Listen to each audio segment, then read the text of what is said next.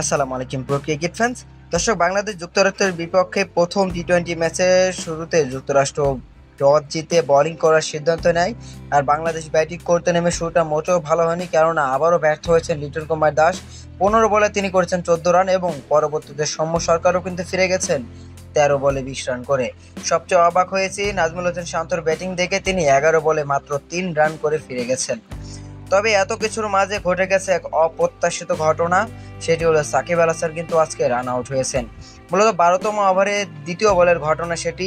তাহিদ হৃদয় strike প্রান্তে ছিল, just সাইডে ক্লিক করে তিনি কিন্তু আসলে রান নেওয়ার চেষ্টা করে, সেখানে সাকিব আল হাসানকে তিনিই কল করেছিলেন এবং সাকিব কিন্তু তার ডাকে সাড়া দেয় এবং দৌড় দেওয়া শুরু করে।